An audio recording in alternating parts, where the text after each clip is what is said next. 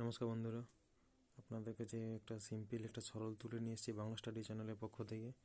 তো এটা সমাধান করছি, জানি এটা সকলেই পারবে, কিন্তু তা আপনাদের কাছে তুলে ধরছি। এটা 24 হরিত 4 গণিত 6 -3 আর -24 হরিত 4 ইন্টু 6 -3। এটা বদমাসের রুল হবে।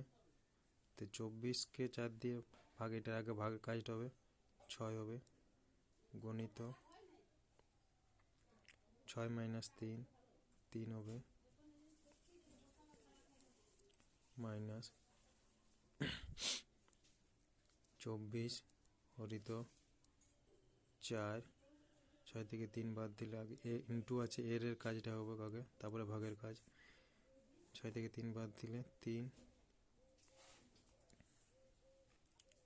এটা হচ্ছে 6 3 18 -24 হরিত 4 3 12,